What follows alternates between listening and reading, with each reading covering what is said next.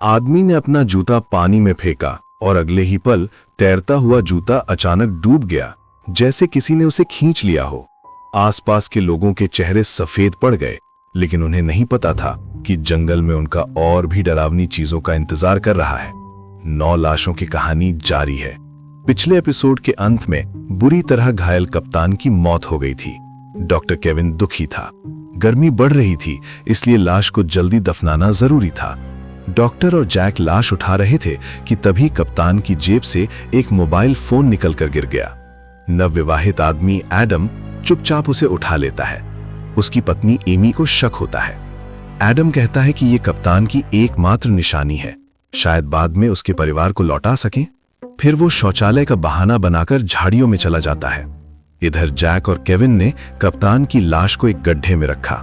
Kevin दोनों लाशों को दफनाना चाहता था ताकि बीमारी न फैले, लेकिन जैक को लगता था कि रेस्क्यू टीम के आने तक इंतजार करना चाहिए। कप्तान की सख्त होती लाश देखकर केविन दुखी होता है।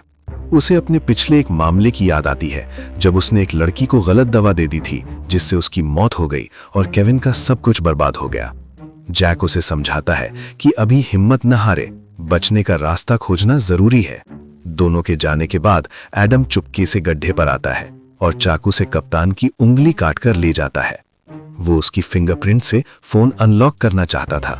फोन में उसे एक पासवर्ड वाला सॉफ्टवेयर मिलता है। इधर मध्यम आयु वाले जोड़े लिसा और उसका पति फुसफुसा रहे हैं। लिसा कहती है कि उसे लगता है कप्तान की मौत सर्जरी से नहीं बल्कि हत्या से हुई है। उसने अस्पताल में एक मरीज को देखा था जिसे दबाकर मारा गया था और उसकी हालत कप्तान जैसी ही थी। उसका पति मानने को तैयार नहीं है। लिसा कहती है सीमित खाना पानी लोगों को हिंसक बना सकता है। तभी पीछे की झाड़ियों में सरसराहट सुनाई देती है। लिसा को लगता है कोई उन्हें सुन रहा है। ट्रैवल ब्लॉगर सोनिया अकेले में एमी से बात करती है। उसे लगता है एमी हनीमून मनाने नहीं आई। एमी हिचकिचाते हुए बताती है कि वो एक अमीर घराने की लड़की है और एडम उनका ड्राइवर था। दोनों प्यार करने लगे, चुपचाप शादी कर ली और परिवार से छिपकर भाग निकले। सोनिया हैरान रह जाती है। वो जाकर विमान के सामान की जांच करती है। लिसा के पति को एक लंबा बक्सा मिलता है जिसमें एक शॉटगन है। रेसलर कार्लोस को एक इमरजेंसी लोकेटर बीकन मिलता है। वो कहता है कि अगर इसे ऊंची जगह पर ले जाया जाए तो संदेश भेजा जा सकता है। उसके पिता इलेक्ट्रिकल काम जानते हैं, वो कुछ बना सकता है। लोगों में फिर से उम्मीद जागती है। जैक फैसला करता है कि आज यहीं रुकेंगे और कल सुबह चलेंगे। लिसा बताती है कि पानी सिर्फ 11 बोतल बचा है और खाना भी खत्म हो रहा है। जैक कहता है कि दोपहर के बाद सभी जंगल में खाने पानी की तलाश में जाएंगे, लेकिन तभी से अजीब घटनाएं होने लगती हैं। एमी को झाड़ियों में एक चेहरा दिखाई देता है। लिसा के पति की दिल की दवा उनके सामान से गायब हो जाती है। सोनिया को पता चलता है कि रखा हुआ पानी आधा गायब है। जैक को लगता है कोई चोरी कर रहा है। वो पानी रखने वाले कैबिनेट को तार से बंद कर देता है। सोनिया जैक पर भरोसा करने लगती है और उसे बताती है कि वो असल में एक इन्वेस्टिगेटिव पत्रकार है जो आपराधिक गिरोहों पर खोजबीन करती है। थोड़े आराम के बाद सभी खाने पानी की तलाश में निकलते हैं। एक रास्ते में उन्हें कुछ नीले रंग के मशरूम मिलते हैं। सोनिया उन्हें पहचानती है। डेथ एंजल नामक जहरीले मशरूम जो सिर्फ बहुत नमी वाली जगहों पर उगते हैं। इसका मतलब पास में पानी होना चाहिए। जल्द ही एडम को एक पानी का तालाब मिल जाता है। वो नहाने के लिए जूते उतारने लगता है। कार्लोस उसे रोकता है। ये किसी भूमिगत गुफा का मुहाना हो सकता है, नीचे कुछ भी हो सकता है। ये देखने के लिए जैक एडम का एक जूता पानी में फेंकता है। जूता तैरता है और फिर अचानक किसी चीज द्वारा खींचकर नीचे ले जाया जाता है। सब डर जाते हैं।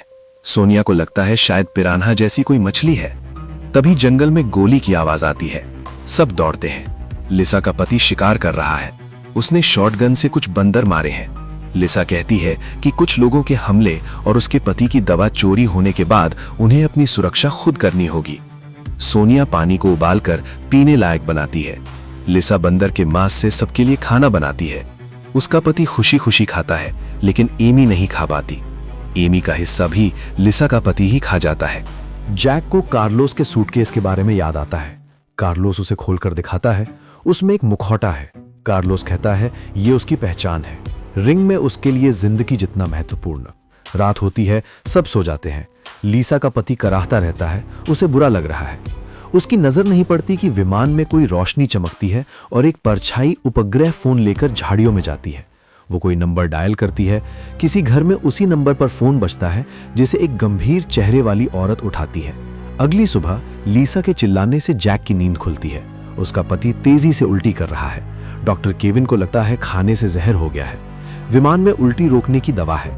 एमी दवा लेने जाती है, लेकिन कैबिनेट तार से बंद है।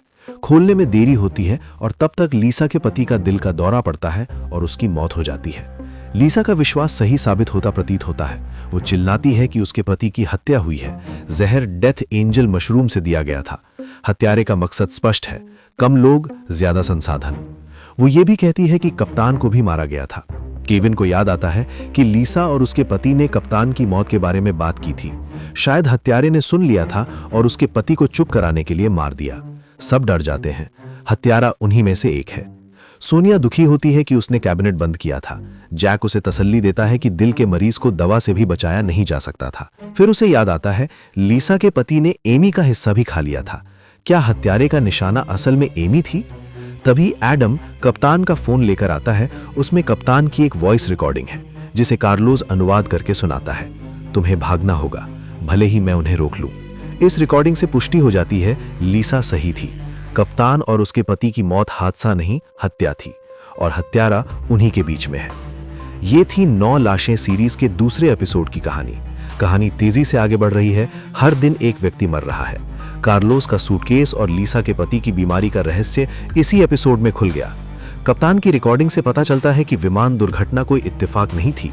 मौजूदा सुरागों के आधार पर नवविवाहित एडम पर सबसे ज्यादा शक है।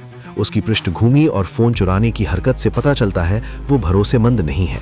हो सकता है जैक का अनुमान सही हो कि हत्यारे का निशाना एमी ही थी और लीसा का पति सिर्फ गलत समय पर गलत जगह था।